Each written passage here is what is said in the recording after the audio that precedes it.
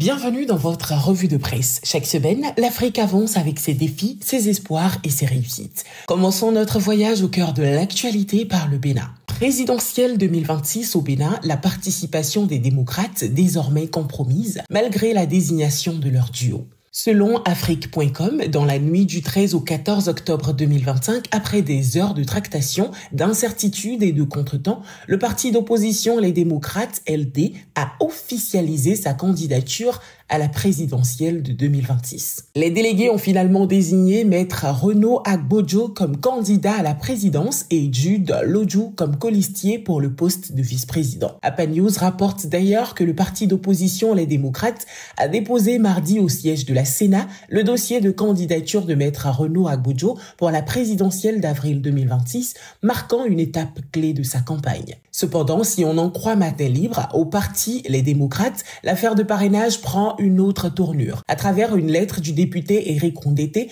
on sait maintenant que l'opposition ne dispose pas des 28 parrainages requis. Le député Michel Sodjinou, à qui la justice a donné droit de reprendre son parrainage, ne l'a toujours pas remis à nouveau au président du parti. Pire, il serait introuvable. Dans une lettre adressée à son ami, Éric Ondété a laissé entendre que Michel Sodjinou prévenait déjà depuis de ce qu'il allait retirer son parrainage si les choses ne sont pas faites dans les règles de l'art. La Nouvelle Tribune rapporte qu'après plusieurs jours de silence, le député Michel François Olutoye Sodjinou, coordonnateur de la 19e circonscription électorale du Parti Les Démocrates, s'est exprimé dans une longue déclaration rendue publique ce jeudi 16 octobre 2025.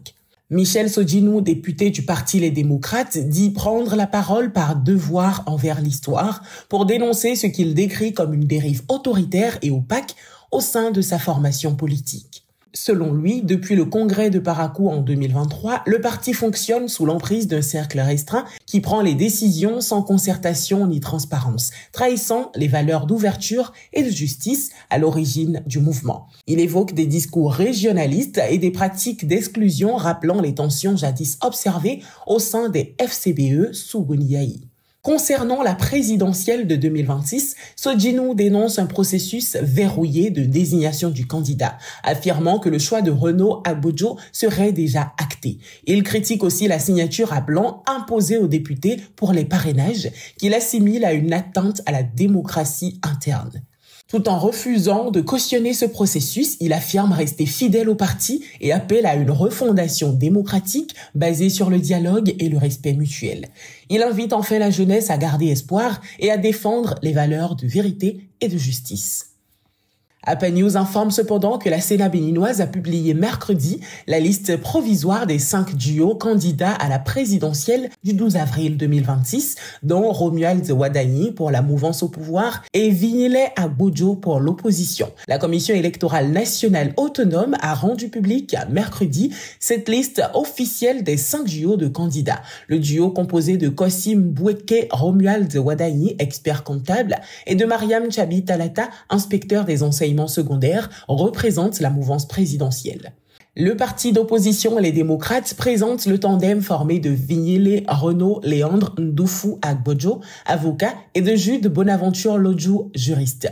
Les 3 autres duos en lice sont respectivement composés d'Anatole Jackson Prince Ouessavi et Rémi Lecon Agathe Bello, de Paul Ronkbe et Roch Judicaël Ronwanou, ainsi que d'Elisabeth Abosaga, épouse Jawad, et Boni Neto Gansare. Notons cependant que la Sénat a jusqu'à fin octobre pour annoncer officiellement la liste des duos en règle. Motherland, le Bénin à l'honneur dans la série qui réinvente l'image de l'Afrique. La Nation nous informe que pour le grand retour de sa série Motherland, la créatrice de contenu Sally a choisi le Bénin. Pendant une 50aine de minutes, elle amène le spectateur dans un voyage d'émotion et de découverte à la rencontre d'un pays où le passé dialogue avec le présent et où chaque lieu raconte une histoire de fierté. Dans ce nouvel épisode, Sally amène son public dans un voyage à travers le temps et l'espace béninois. Elle débute son périple à Ouida, berceau du Vaudon, et symbole de la résistance spirituelle africaine et du vivre ensemble religieux. Là, elle retrace l'histoire d'une religion souvent mal comprise. Le documentaire ne se limite pas aux lieux mythiques. Il s'attarde aussi sur la vitalité culturelle et économique du Bénin contemporain, le dynamisme de Cotonou, l'essor du tourisme. Avec Motherland, la réalisatrice pose un regard neuf neuf, sincère et poétique sur le Bénin pour en révéler sa beauté plurielle. Le nouvel épisode a été projeté en avant-première le vendredi 10 octobre au canal Olympia Sofitel Cotonou, devant un public enthousiaste et varié. Le chef de l'État, des membres du gouvernement, des diplomates, des cinéastes et de jeunes créateurs de contenu ont assisté à cette projection signée par la franco-camerounaise dédiée à la mise en valeur du Bénin. Le Togo tient son nouveau gouvernement. La composition du premier gouvernement de la 5e République a été dévoilée après 5 mois d'attente. Plusieurs portefeuilles stratégiques sont désormais rattachés à la présidence du Conseil. DW rapporte qu'au Togo, la composition du premier gouvernement de la 5e République a été bien dévoilée après 5 mois d'attente. Une nouvelle équipe sans ministre d'État où certains portefeuilles stratégiques sont désormais rattachés à la présidence du Conseil. Les ministères de la Défense, de la Fonction publique, du Dialogue social et des Transports passent désormais sous la tutelle directe du président du Conseil. Une réorganisation qui traduit la volonté de Faure Singbe de reprendre la main sur les dossiers jugés les plus sensibles de la gouvernance togolaise. Le Monde FR précise que les piliers du régime de Faure Singbe sont reconduits, à commencer par Gilbert Bawara, l'un de ses proches, qui passe du portefeuille de la réforme du service public à celui des relations avec le Parlement et les institutions. Le ministre des Affaires étrangères, Robert Dussey, connu pour ses récentes prises de position panafricanistes et anti-impérialistes, reste en poste, tout comme le ministre de la Sécurité, Calixte Batossi Madjulba. Gozem lance Gozem Money pour renforcer l'inclusion financière au Togo. Afrique IT News rapporte que Gozem a dévoilé Gozem Money, une plateforme de paiement mobile conçue pour étendre l'accès aux services financiers numériques au Togo. Elle vise particulièrement les populations mal desservies par les banques traditionnelles. Le projet s'appuie sur un partenariat avec NCA Bank Togo, filiale du groupe NCA. Né au Togo en 2018 comme service de transport, moto, taxi, livraison, Gozem s'est transformé en super application. Elle propose des services de livraison, commerce et mobilité. Avec Gozem Money, elle étend son écosystème vers la finance digitale. WeAreTech précise que la solution permet les transferts, les paiements et les retraits sur tous les réseaux, favorisant l'inclusion financière. Gozem prévoit d'étendre le service au Bénin, au Gabon et au Cameroun. Au Cameroun, les électeurs votaient ce 12 octobre 2025 pour l'élection présidentielle durant laquelle le chef de l'État sortant, Paul Biya, brigue un 8e mandat. Face à son bulletin de vote, 11 autres, dont ceux de 2 candidats qui se sont ralliés à Bello Bouba Maïgari. À la mi-journée, dimanche, le scrutin s'était globalement déroulé dans le calme. On constatait les envoyés spéciaux de RFI à Yaoundé, Douala et Garoua. Beaucoup d'électeurs, en voyant le micro de RFI, ont eu envie de s'exprimer et de dire que ce jour de vote est important pour eux. Certains disent donc vouloir revenir à la fermeture des bureaux à 18h pour surveiller le dépouillement et le comptage des voix. À Douala, sud-ouest du Cameroun, capitale économique du pays, certains sont arrivés aux premières heures. J'étais pressé de voter, explique un premier électeur rencontré. Très tôt, à 6 heures, je me rends au bureau. J'arrive là-bas, je ne trouve pas mon identité. Je me rends tout juste ici derrière le lycée, c'est là où je trouve mon identité. J'étais très content de voter. Un deuxième, également satisfait, explique « Ça y est, mon numéro est là, je vois ma photo, je vais voter ». Une électrice raconte de son côté « Je sors de la messe et je passe directement au vote avant de rentrer chez moi ». Pareil pour une deuxième. Je viens de l'église et nous avons prié pour la nation afin que l'élection se passe bien. Je n'ai pas prévu de revenir, j'ai confiance dans le processus. APA News informe que le Conseil électoral du Cameroun a officialisé jeudi la composition de la Commission nationale de recensement des votes chargée du dépouillement de la présidentielle du 12 octobre dans un contexte de fortes tensions post-électorales. Selon le Conseil électoral, cette structure vise à garantir la transparence et la représentativité du processus de dépouillement. 2 magistrats de l'ordre judiciaire, Fonkwe Joseph Fongang et Ondoa Obounou Charles, y siègent pour assurer l'indépendance des travaux, tandis que 5 représentants de l'administration, dont Nganko Firmé Daniel et Lité Gabriel François, incarnent la présence gouvernementale. Cette mise en place intervient alors que le climat post-électoral demeure tendu. Le candidat du Front pour le Salut national du Cameroun, Issa Chiroma Bakari, a accusé mercredi les autorités de pression sur ses représentants régionaux et affirmé disposer d'une victoire avec plus de 80% des voix. BBC News révèle en effet que l'ancien porte-parole du gouvernement, Issa Chiroma Bakari, candidat du Front, pour le salut national du gouvernement, a revendiqué mardi la victoire à cette élection présidentielle. Dans une déclaration vidéo publiée sur les réseaux sociaux peu après minuit, il a exhorté le régime en place à faire preuve de grandeur et à respecter la vérité des urnes. Je tiens à le dire avec gravité et simplicité. Le peuple a choisi et ce choix doit être respecté, a affirmé Chiroma. Le candidat du FSNC a également promis de partager un compte-rendu détaillé des résultats issus des bureaux de vote à travers le pays et à l'étranger. Sa déclaration intervient alors que la compilation des résultats est toujours en cours dans un contexte marqué par les mises en garde du gouvernement contre les candidats qui se proclameraient unilatéralement vainqueurs de l'élection. Le ministre de l'administration territoriale, Atangan Dipol, a dénoncé de son côté une imposture et un comportement anti-républicain, rappelant que seul le Conseil constitutionnel est habilité à proclamer les résultats officiels attendus d'ici 26 octobre. Nous allons cette fois-ci en Côte d'Ivoire avec l'ouverture de la campagne pour la présidentielle. Le Conseil constitutionnel, le juge du scrutin présidentiel, a publié le 8 septembre 2025 la liste définitive des candidatures à l'élection présidentielle du 25 octobre 2025. Le dossier de candidature de Tidjane Thiam et Laurent Gbagbo, tous deux radiés de la liste électorale, ont été rejetés. Sur 60 dossiers de candidature, le Conseil a déclaré recevable 5 candidats pour ces joutes électorales, notamment M. Jean-Louis Billon, M. Awa Domelo, l'ex-première dame Simone Eivé, Mme Henriette Lagou et Alassane Ouattara, le président sortant. Réussis au sein d'un front commun, Laurent Gbagbo et Tidjane Thiam, respectivement présidents du PPACI et du PDCI, les deux principaux partis de l'opposition ivoirienne, ont décidé d'unir leurs forces pour protester contre leur exclusion de la course à l'élection présidentielle d'octobre 2025, selon APA News.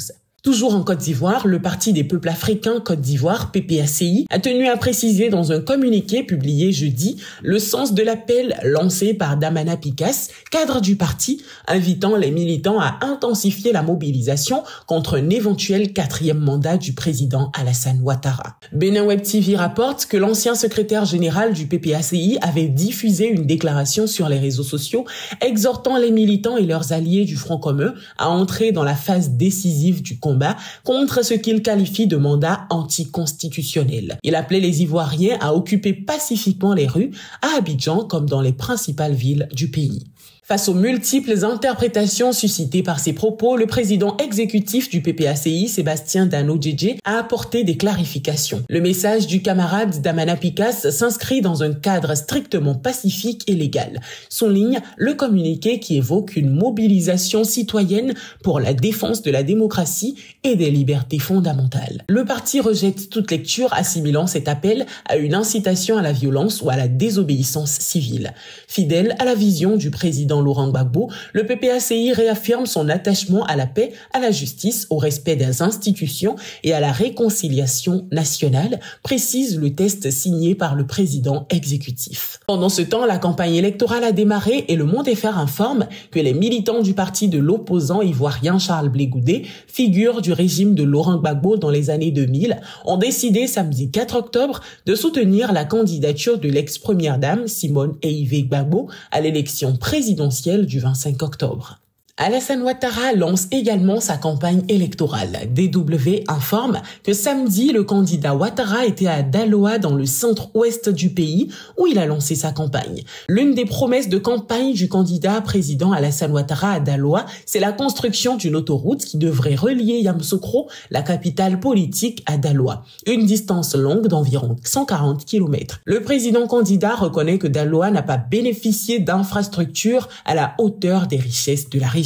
Nous sommes heureux de commencer par Daloa, une région prospère qui a beaucoup à donner à la Côte d'Ivoire. Et je suis certain que nous ferons encore mieux que par le passé. Nous entamons cette période de 2025-2030 avec beaucoup d'énergie parce que nous sommes sûrs que la croissance continuera d'être très forte. Nous aurons encore plus d'infrastructures, plus de production et une meilleure vie pour chaque citoyen. En tout cas, je voudrais commencer par le dire à Daloa, que tout le monde comprenne que nous sommes sur bande ascendante et que les choses iront de mieux en mieux et que nous soyons donc sur la bonne voie pour le faire, a déclaré Alassane Ouattara. Simone Gbagbo lance également sa campagne et appelle à garantir la transparence du vote.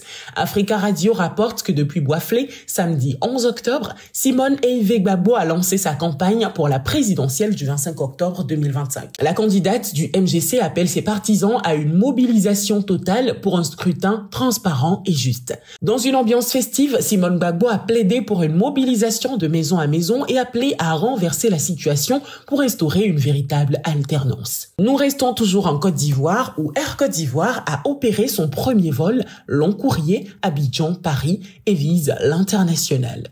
RFI rapporte que c'est un Airbus A330-900 Neo qui a été choisi par Air Côte d'Ivoire pour son premier vol long courrier Abidjan-Paris. Un appareil confortable et silencieux en témoigne avec humour Dioman Koné, le représentant du ministre ivoirien du Commerce. Il est très silencieux. À un moment donné, je me suis dit, l'avion s'est arrêté en plein air. Que se passe-t-il? A-t-il affirmé.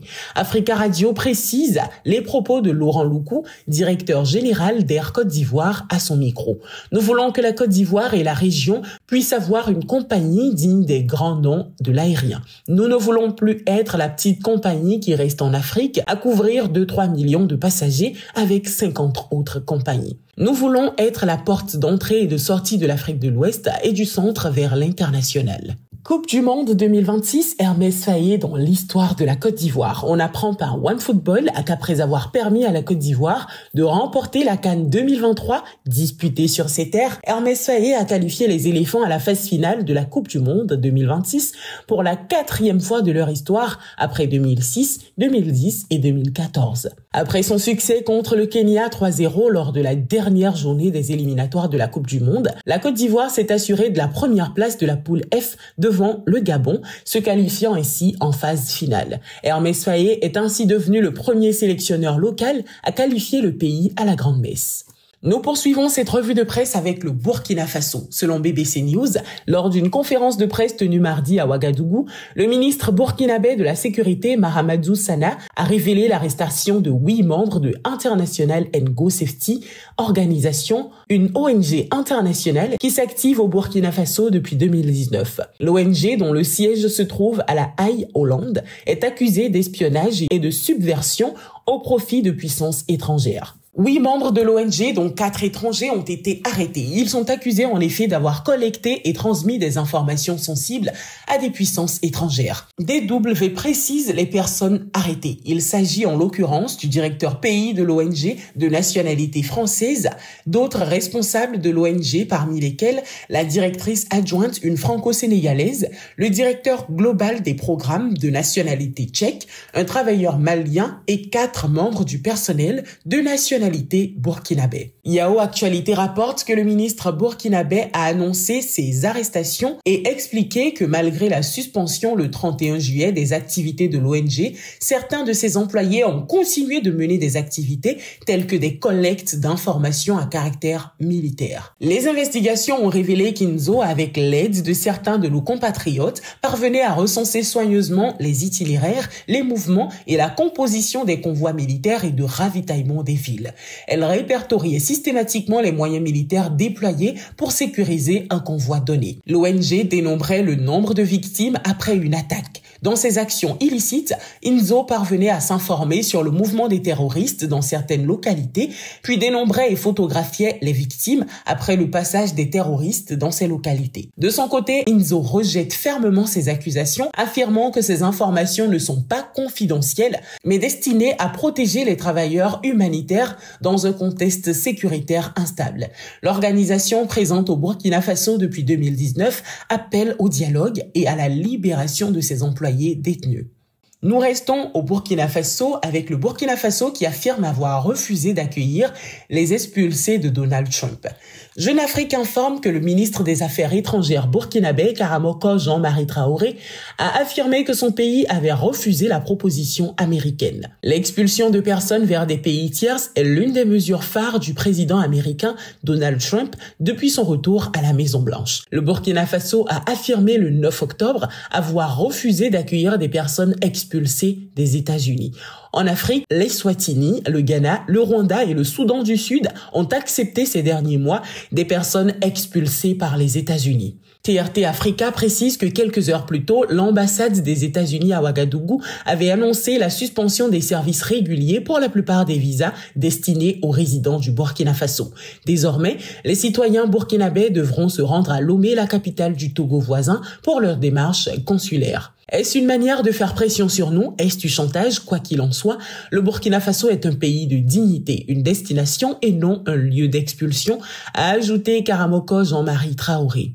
Nous poursuivons cette fois-ci avec le Mali qui impose une caution de visa de $10 000 aux citoyens américains en réponse à la politique de visa de Trump.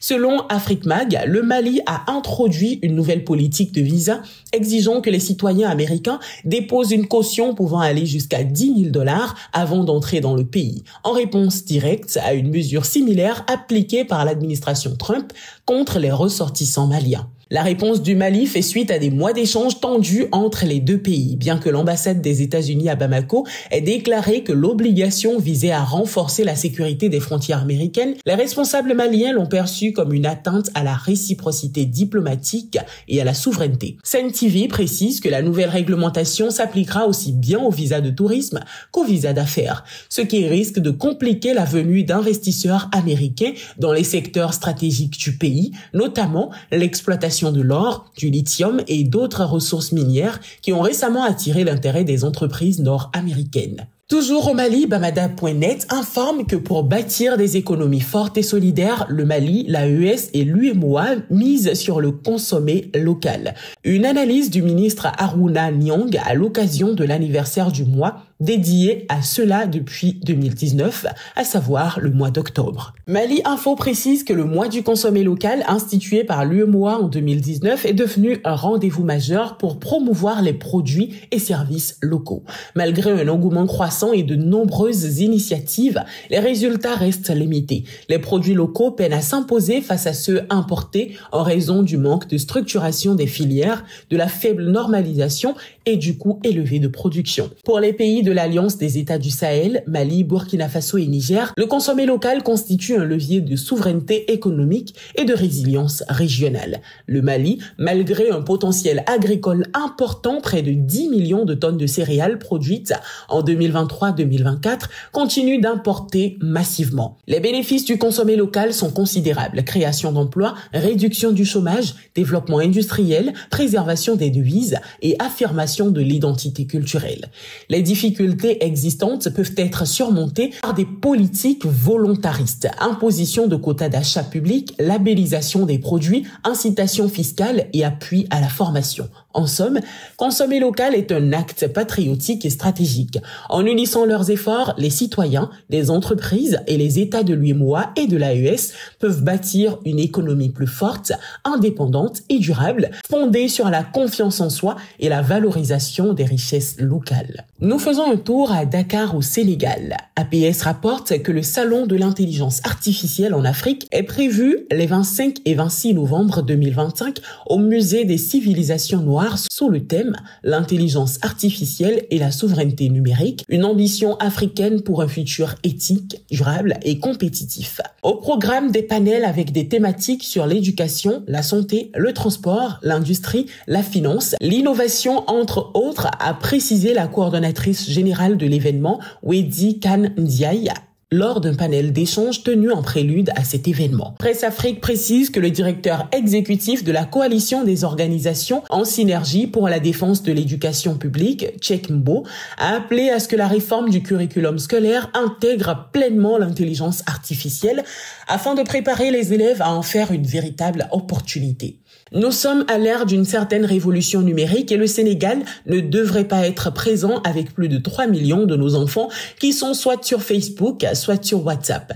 Il est important de faire en sorte que ces jeunes ne puissent pas être de simples consommateurs de ces outils, mais des développeurs. Cela est possible. Selon l'APS, cette rencontre se tient en prélude au grand salon de l'intelligence artificielle qui, comme dit plus haut, est prévu du 25 au 26 novembre 2025. Le Sénégal opte pour le numérique dans les marchés publics, une avancée pour la transparence. Dans le cadre de sa stratégie de modernisation de l'administration publique, le Sénégal franchit un cap historique en lançant une plateforme numérique dédiée à la gestion des marchés publics. Baptisée Appel achat public en procédure électronique, cette solution technologique innovante entend révolutionner le processus d'attribution des marchés au niveau national. Afrique.com rapporte qu'il s'agit d'une plateforme 100% sénégalaise au service de la transparence. Ce projet s'inscrit dans la stratégie ambitieuse du New Deal Technology, un plan national qui vise à digitaliser 80% des services publics d'ici 2034. Salué par des institutions internationales comme la Banque mondiale et la Banque africaine de développement, cette feuille de route traduit la volonté de nouvelles autorités sous la présidence de Bassirou Diomaye Faye de renforcer la gouvernance et de lutter contre la corruption. RFI ajoute que grâce à ce système actuellement en phase pilote, le président et le premier ministre peuvent suivre depuis leur bureau l'évolution de tous les marchés publics en cours. Les appels d'offres, les attributions et les noms des bénéficiaires deviennent ainsi totalement traçables. Conçue par des développeurs sénégalais, la plateforme intègre signature électronique, chiffrement et horodatage pour sécuriser les échanges entre administrations. Pour que les petites entreprises ne soient pas laissées de côté, un bureau d'assistance technique doit les aider à candidater plus facilement. Toujours au Sénégal, après 4 jours de garde à vue, le frère de l'ancien président Macky Sall et son épouse ont été libérés. Selon RFI, soupçonnés d'être les auteurs d'une opération immobilière jugée suspecte par l'agence anticorruption du Sénégal, Aliou Sall et sa femme ont été remis en liberté, moyennant le paiement d'une caution de 240 millions de francs CFA. Les soupçons portaient sur des transactions jugées suspectes liées à l'acquisition de terrains aux Amaldi pour leur société immobilière SCI, dont Aliou Sall détient 99% du capital. 2 mouvements financiers ont été au cœur de l'enquête. Un versement de 170 millions de francs CFA présenté comme le fruit d'un partenariat avec la société Certem et un autre de 70 millions qualifié de prêt personnel déjà remboursé. La CENTIF évoque un possible blanchiment de capitaux, tandis que les avocats du couple affirment que toutes les opérations sont légales et dûment justifiées, sans aucun lien avec d'autres affaires, notamment Petrotim. CNews revient sur les propos d'Aliou Sall dès sa libération. Dans un message publié sur les réseaux sociaux, Aliou Sall a tenu à remercier chaleureusement tous ceux qui leur ont témoigné leur soutien.